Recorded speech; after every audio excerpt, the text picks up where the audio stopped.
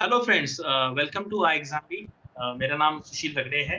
आप सब मुझे जानते ही। और आज हमारा जो ये सेशन है, इसके मेन जो स्टार है वो ऋषभ है, क्योंकि उन्होंने इस साल का आईबीपीएस पीओ का एग्जाम क्लियर किया है और उनको सेंट्रल बैंक ऑफ इंडिया में इस बार एलोकेशन हुआ है। तो welcome Rishabh. Thank you sir. Yes. तो ऋषभ, यहाँ पर सबसे पहले स्टार्टिंग में ना, तो हम आपका पहले बैकग्राउंड जानना चाहते हैं। तो आप बताइए, 12th स्टैंडर्ड ऑनवर्ड्स की आपने 10th की पढ़ाई, 12th की पढ़ाई, ग्रेजुएट कहाँ से की, एंड देन फिर हम आगे बढ़े। जी सर। सर मेरा जो 10th एंड 12th था वो यहीं स्कूल से किया था, जो मेरे होम सिटी में, होम टाउन में ही थी। सेंट मैरी सीबीएसई बोर्ड थी, तो मैंने कॉमर्स लिया था सब्जेक्ट 12th 11th 12th में। उसके बाद फिर मैंने ग्रेजुएशन भी यहीं लोकल कॉलेज से किया था मेरे। उसमें मैंने बीकॉम लिया था विद टैक्सेशन।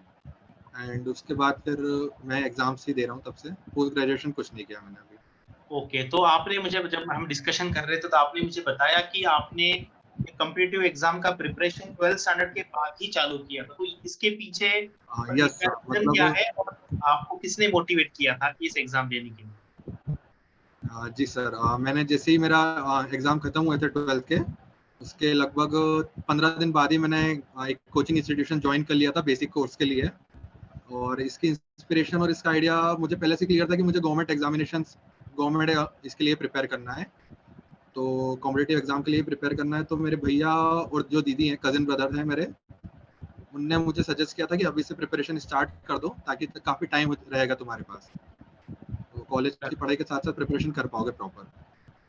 तो मतलब आपने कॉलेज में, जैसे आपने कहा कि आपने कोचिंग ज्वाइन किया था, उसके साथ फिर आप साथ में कहीं बुक से प्रैक्टिस करते थे, न्यूज़पेपर पढ़ते थे, इंग्लिश न्यूज़पेपर, उसके साथ आपने कैसे प्रिपरेशन किया कॉलेज का पढ़ाई करते करते? सर ऐसा था कि कॉलेज रहता था, पर जो कॉलेज से क्या होता है, कॉलेज यूजुअली हमारे जुलाई अगस्त में स्टार्ट होते हैं। करेक्ट। तो उससे पहले मेरा बेसिक पूरा खत्म हो चुका था, जो बेसिक था, ताकि मेरा मई जून और जुलाई में लगभग खत्म हो चुका था 3 मंथ्स का जो बेसिक होता है कोर्स। यस। फिर उसके बाद में डेली लगभग 4 से 5 घंटा कॉलेज से पहले, मतलब सुबह जल्दी उठता था तो 3-4 घंटे आराम से निकाल सकता था मैं कॉलेज से पहले। और उसके बाद फिर कॉलेज से आने के बाद मैं प्रिपरेशन करता था। यानी सुबह न्यूज़पेपर वगैरह पढ़ लेता था मैं, न्यूज़पेपर और इंग्लिश, और रात में आके मैथ्स और रीजनिंग पे फोकस करता था। ओके, तो अभी हमारे यहाँ पे जैसे 4 सेक्शन होते हैं हमारे सारे बैंकिंग एग्जाम में, क्वांट, इंग्लिश, रीजनिंग और जीके। तो इसमें आपका सबसे यस। स्ट्रॉन्ग एरिया और सबसे वीक एरिया कौन सा था, और आपने उसका कैसा एडवांटेज लिया फाइनल सिलेक्शन लेने में? जी सर। मेरा सबसे जो स्ट्रॉन्ग एरिया था वो मैथ्स और रीजनिंग है। ओके। एंड मेरा जो वीक एरिया है वो जनरल अवेयरनेस रहा है हमेशा, क्योंकि मुझे उतना रिटेन नहीं कर पाता मैं, मतलब पढ़ के एकदम रिटेन नहीं कर पाता, मुझे इतना याद नहीं रहती चीज़ें करेक्ट करेक्ट। स्पेशली। तो मुझे रिवीजन करने की बहुत ज़्यादा ज़रूरत रहती है, और वही मैं नहीं कर पाता था। पर इस बार ये फोकस किया था कि जब मेंस में जनरल अवेयरनेस आता है तो उसको मैंने प्रिपेयर किया, शुरू से प्रिपेयर कर रहा था मैं। और उसके साथ साथ मैं रिवीजन भी कर रहा था प्रॉपर, मतलब वीडियो लेक्चर से, और जो मैराथन्स चलती हैं करेक्ट। एग्जाम भी वगैरह, जैसे यूट्यूब चैनल पे, तो सब पे जो मैराथन जीके की करती थी, तो पीडीएफ से पढ़ता था मैं, और उसके बाद फिर इसे रिवाइज कर लेता था। Correct correct. ओके, तो मैथमेटिक्स, जैसे हम जनरली ऐसा मानते हैं कि जो इंजीनियर्स है उनका मैथ्स अच्छा होता है, कॉमर्स वालों का थोड़ा वीक होता है। तो जी सर। आपका मतलब क्वांट अच्छा था, तो आपने मतलब आपका स्कूल से ही अच्छा था क्वांट के, या फिर बाद के प्रोसेस में आपका अच्छा हुआ क्वांट? नहीं सर, कॉन्ट मेरा कभी, मतलब अगर 12th तक की बात देखी जाए तो मतलब मुझे कॉन्ट कभी अच्छा नहीं था मेरा। ओके और यही कारण था कि मैंने मैथ साइंस नहीं लिया था 12th क्लास में, 11th 12th में, कि मुझे ओके मैथ्स और साइंस दोनों ही नहीं पसंद थे, ओके और ना ओके कभी उनमें अच्छा स्कोर आया। बट जब लॉकडाउन लगा सर, ओके। जो फर्स्ट लॉकडाउन था 2020 वाला, तो उस टाइम मैंने सोचा था कि मुझे मेरा मैथ्स किसी भी हालत में ठीक करना है, क्योंकि बहुत सारे बच्चे मैथ्स में ही लैग करते हैं। तो मेरे करेक्ट। पास एक अपर एज रहे, ताकि मैं मैथ्स में अच्छा कर पाऊँ तो मैं हमेशा आगे रहूंगा। बाकी सब चीजें भी अच्छी है मेरी, तो अगर मेरा मैथ्स और अच्छा हो जाएगा तो मैं एक आगे रहूंगा, एक कदम सभी से।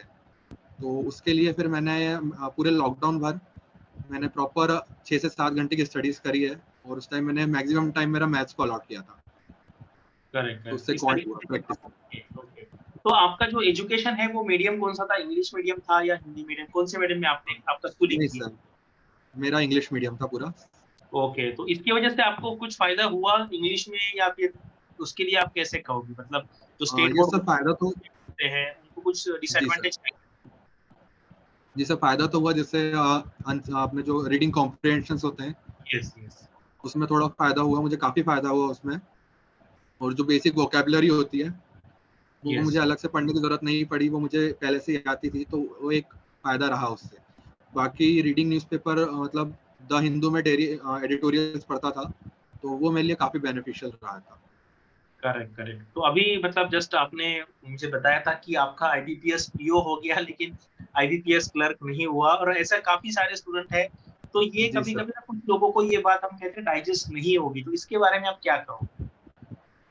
सर ऐसा था, दो चीजें रहती है आईबीपीएस क्लर्क और आईबीपीएस पीओ में। बेसिक डिफरेंस जो रहता है वो ये रहता है कि आईबीपीएस क्लर्क में पूरा खेल एक्यूरेसी का रहता है। Yes, correct. एक्यूरेसी का रहता है और स्पीड का रहता है, दो चीज होती है। और आईबीपीएस पीओ के जो चीजें रहती है वो मेनली कंसेप्ट पे ध्यान देती है, जो कोर यस, कोर कंसेप्ट्स होते हैं। ये चीज मैंने एनालाइज करी, और जब मेरा आईबीपीएस क्लर्क में नहीं हुआ था तो उसके बाद मुझे समझ में आया कि मेरी एक्यूरेसी भी मुझे ठीक करनी पड़ेगी, साथ साथ मेरे जो कोर कंसेप्ट है वो भी मेरे को ठीक करना पड़ेगा, और स्पीड पे भी थोड़ा काम करना पड़ेगा। करेक्ट। तो आईबीपीएस पीओ में मैंने अननेसेसरी अटेम्प्ट्स नहीं करे, जो मुझे लग रहा था कि हाँ मुझे प्रॉपर आते हैं, वही मैंने अटेम्प्ट करे थे, और उसके कारण हुआ था सर। ओके, तो अभी जैसे अभी हमने अभी डिस्कशन किया क्वांट इंग्लिश रीजनिंग का, तो अभी जब इंटरव्यू में आएँगे तो इंटरव्यू का आपका एक्सपीरियंस कैसा रहा? आपको कितने मार्क्स मिले? और कुछ ऐसे क्वेश्चन बताइए आपके इंटरव्यू के जो आपको बहुत ईज़िली आए और कुछ क्वेश्चन के आंसर आपको नहीं आए होंगे, वो भी आपका एक्सपीरियंस शेयर जी कीजिए। सर, बिल्कुल। मुझे इंटरव्यू में 75 मार्क्स मिले हैं, ओके, और मेरा इंटरव्यू को काफ़ी अच्छा गया था। मतलब कुछ जगहों पे बिगड़ा भी, कुछ जगहों पे अच्छा भी गया।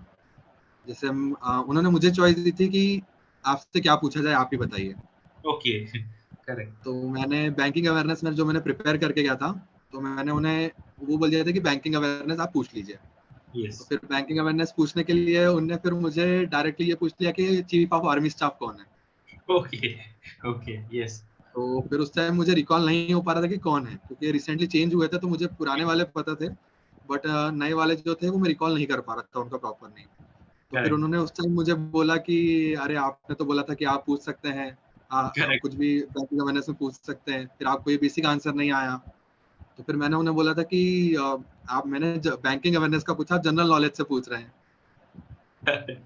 तो वहाँ उन्हें हंसी आई और मेरा कॉन्फिडेंस अच्छा लगा, तो वो चीज़ हाँ, अच्छी थी। यस, कभी-कभी साथ लाइट में हो गया तो वो फिर थोड़ा हमारा टेंशन कम हो जाता है। यस, जी, और उसके बाद फिर मुझे उन्होंने बहुत सारी जगह कंफ्यूज करने की भी कोशिश करी। जैसे उन्होंने मुझसे पूछा था कि बजट कितने का है, तो मैंने उस ओके, टाइम जो अमाउंट बताया था, तो अमाउंट जो रहता है वो ट्रिलियंस में बताया मैंने।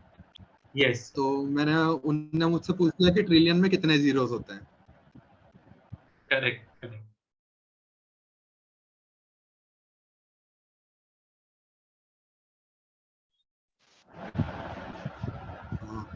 Yes am I Rishabh, audible sir? Yes, yes, आप यस कंटिन्यू कीजिए। Yes, yes. तो सर उन्होंने मुझे कंफ्यूज कर, मतलब मुझसे डायरेक्टली पूछ लिया कि कितने जीरोस आते हैं ट्रिलियन में। तो मैंने उनसे फिर दो, मैंने लिया कि मतलब कुछ सेकंड्स में ले सकता हूँ कि आंसर सोचने के लिए। तो फिर मैंने कैलकुलेट किया था, कि मैंने हिंदी में पढ़ा था कि 45 लाख करोड़ का था, तो मैंने फिर करेक्ट, लाख और करोड़ पे जीरो ऐड करके फिर उन्होंने बताए थे। तो फिर उन्होंने करेक्ट, बोला कि नहीं ये गलत है, मुझे कंफ्यूज करने की कोशिश करी, फिर उन्होंने बोला लेट मी चेक। और मैं मेरे आंसर्स पे अड़ा रहा कि नहीं 12 जीरोस होते हैं तो होते हैं। फिर उन्होंने ऑनलाइन चेक किया, और फिर उन्होंने वेरीफाई करके फिर मुझे बोला हाँ करेक्ट है। Correct, correct. वो ऐसा होता है ना, हम जैसे यूएस का सिस्टम होता है 1000, मिलियन, बिलियन एंड ट्रिलियन। तो आपने मतलब यस सही सर। बताया आंसर। यस लेकिन सर। उन्होंने आपका चेक किया कि अगर प्रेशर डालने के बाद आप अपना आंसर चेंज कर रहे हैं या नहीं कर रहे, वो देखा उन्होंने यस आपका। Sir. Yes sir, correct, correct. Pressure check कर रहे थे। यस, फिर यस। तो उन्होंने मतलब बाकी फिर यस, हाँ, पूछिए, कंटिन्यू कीजिए। जी सर, फिर उन्होंने बाकी रेपो रेट से ही, मतलब पॉलिसी रेट से रिलेटेड पूछा था, बजट के बारे में, बजट की हाइलाइट्स वगैरह पूछे। तो इसी चीज़ों के अराउंड मेरा इंटरव्यू रहा था सर। ओके। तो वहाँ पे कभी प्रेशर आया आपको, टेंशन आया कि अब कैसे होगा मेरा? क्योंकि मन में तो चलते रहते हैं ऐसे ख़्याल। हाँ सर, प्रेशर तो थोड़ा आया था जब शुरू-शुरू में मुझसे 2-3 आंसर नहीं बने थे।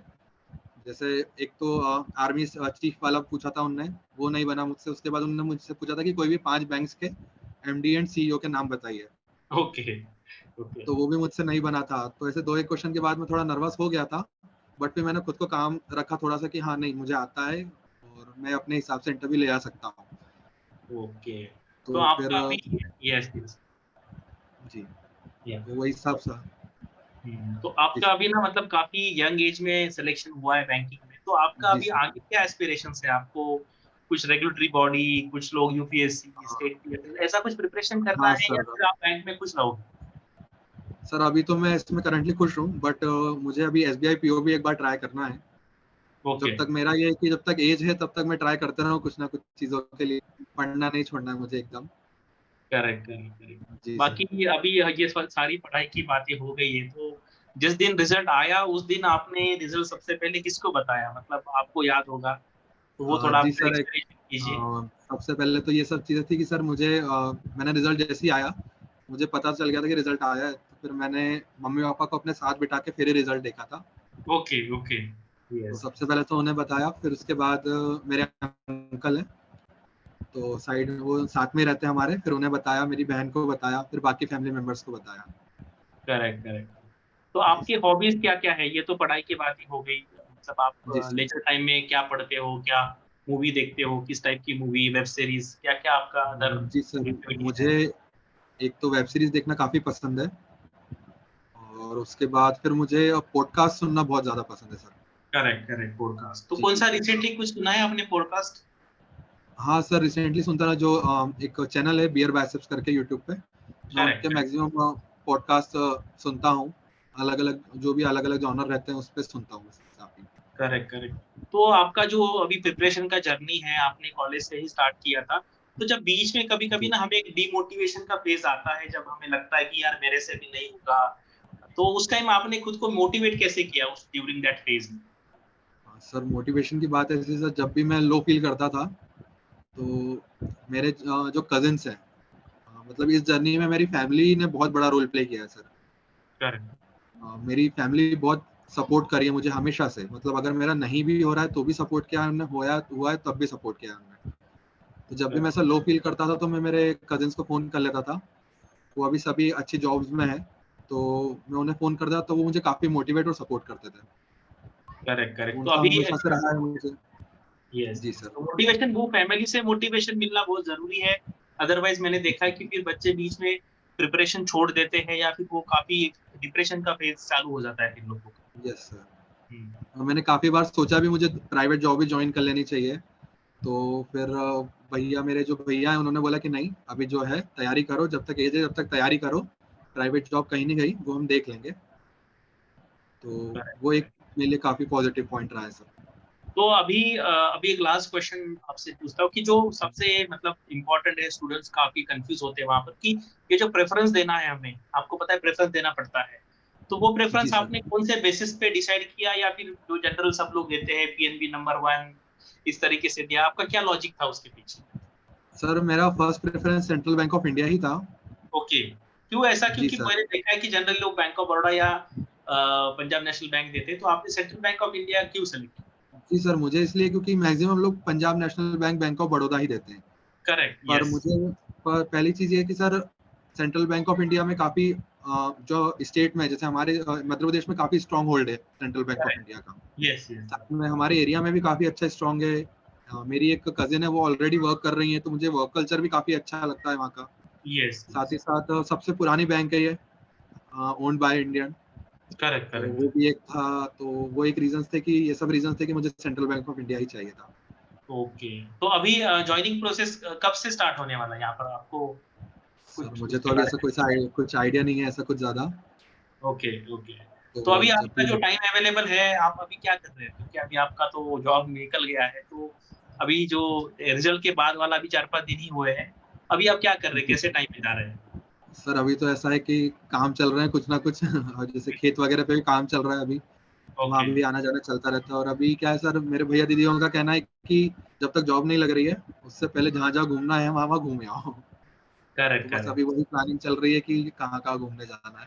Okay, okay. जी सर। थैंक यू ऋषभ, आपने काफ़ी अच्छे इनसाइट यहाँ पर दिए हैं और जैसे ये वीडियो आ जाएगा, कुछ स्टूडेंट्स हैं वो कमेंट सेक्शन में भी क्वेश्चन पूछेंगे, तो आपको जब टाइम मिले तब आप जवाब दे देना वहाँ पर। एंड वंस अगेन बिल्कुल। Congratulation from I exam. Thank you so much all sir. The best for your career in a bank.